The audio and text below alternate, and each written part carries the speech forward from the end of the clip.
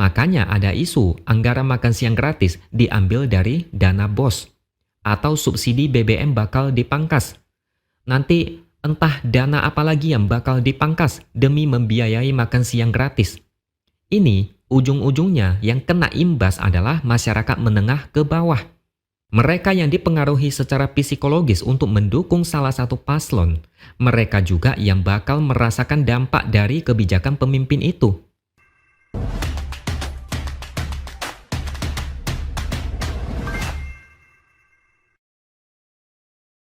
Halo, bertemu lagi dengan saya, X Hardy di Opini Siwur. Menurut hasil quick count, suara Ganjar Mahfud cuma dapat 16, sekian persen. Posisi paling bawah, bahkan kalah oleh Anies Caimin. Angka ini yang mungkin membuat banyak pendukungnya lemas dan tidak semangat. Saya juga melihat banyak influencer yang tadinya aktif mendadak jadi pasif. Bahkan ada yang sempat menghilang setelah tahu Ganjar kalah. Banyak yang enggak siap menerima hasil seperti ini, meskipun memang ada begitu banyak dugaan kecurangan yang bertebaran di mana-mana. Apalagi ditambah dengan Ganjar yang katanya menang di berbagai negara, tentu ini agak menyesakkan dada. Hasil pemilu di dalam negeri berbeda jauh. Meskipun lagi-lagi kita bisa menebak ada intervensi dan cawe-cawe yang mempengaruhi psikologis pemilih. Angka 16% yang didapat Ganjar Mahfud lantas dijadikan bahan candaan oleh banyak orang. Ada yang bilang uang kampanye paling gede di antara semua paslon, tapi hasil pilpres paling jeblok. Ada yang menyindir akibat menyerang Jokowi, suara Ganjar digembosi sampai habis.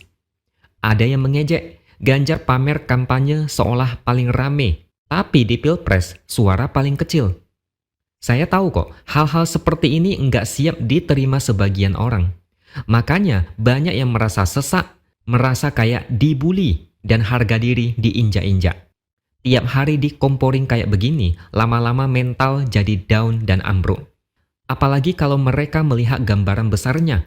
Demokrasi rusak, instrumen negara bisa dikerahkan dengan mudah untuk mendukung paslon, kepala negara bisa ikut cawe-cawe, ancaman dan intimidasi lewat tekanan hukum, konstitusi bisa diakali dengan penambahan satu kalimat. Yakinlah, banyak yang down memikirkan nasib negara ini ke depan. Kalau menurut saya, tidak usah merasa malu kalau jagoan yang kita dukung mendapatkan suara paling kecil. Kalau nanti hasil real count KPU tetap segitu, terima kenyataan. Kalau memang cuma 16%-an, ya udah, mau gimana lagi? Ganjar dan Mahfud juga pernah disindir soal perolehan angka 16%.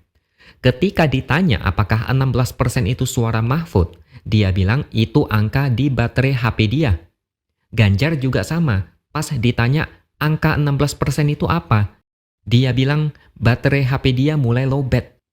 Biasa aja lah, tidak perlu merasa dunia bakal kiamat. Life must go on. Cepat atau lambat, semuanya harus move on. Kalian yang mendukung Ganjar pasti kebanyakan juga mendukung Ahok saat Pilkada DKI Jakarta 2017. Ahok kalah, udah kalah divonis 2 tahun penjara lagi. Double musibah, banyak yang sedih dan nangis. Tapi lama-lama move on juga. Dan ada blessing in disguise. Selalu ada hikmah yang bisa muncul. 5 tahun kemudian, pada akhirnya, yang mendukung Anies banyak yang menyesal. Pada akhirnya orang-orang jadi tahu Anies nggak bisa kerja, cuma menang karena beruntung dibantu kelompok intoleran yang menjual agama dan isu sara. Lihat aja pilpres saat ini, Anies jadi kartu mati.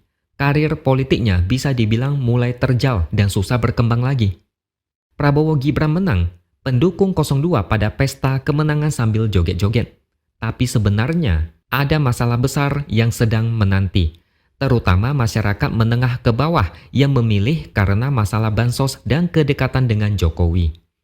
Di Pilpres, rakyat kecil selalu menjadi komoditas politik dan di saat yang bersamaan mereka bakal merasakan dampak paling besar kalau pemimpinnya nggak beres dan nggak bisa kerja.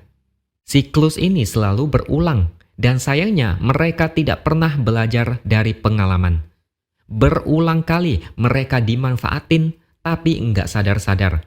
seolah mereka itu kayak bangga diperalat secara politik. Masih ingat nggak? Begitu Pilpres selesai, langsung harga beras naik meroket. Rakyat langsung menjerit.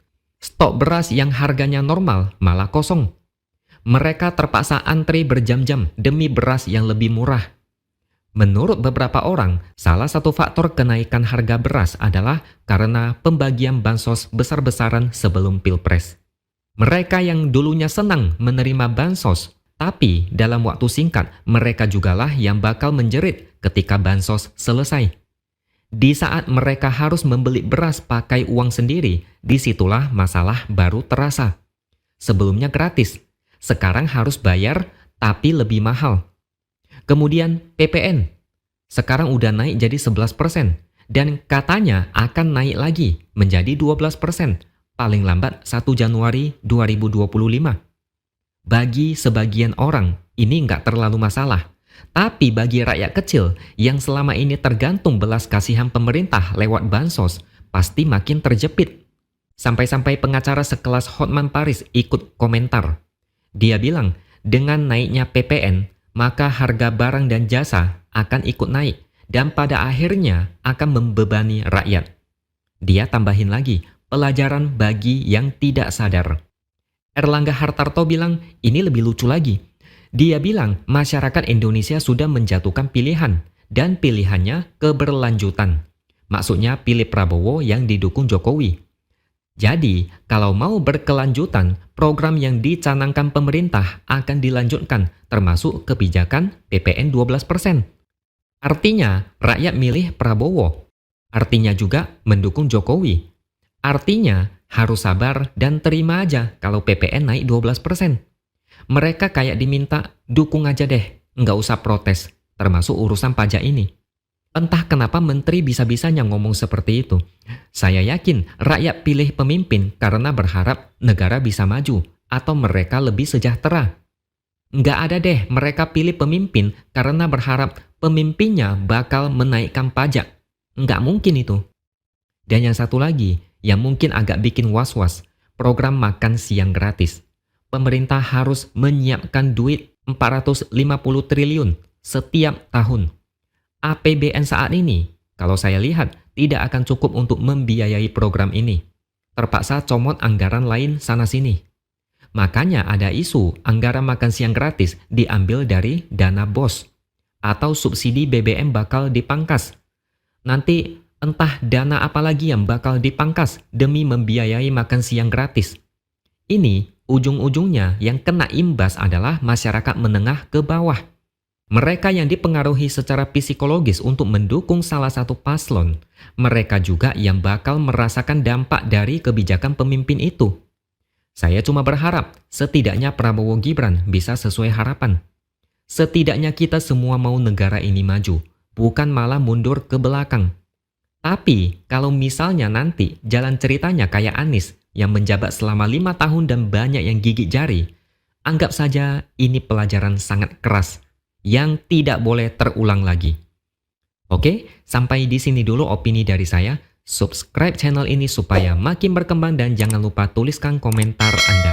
Terima kasih sudah menonton dan sampai jumpa lagi di lain kesempatan.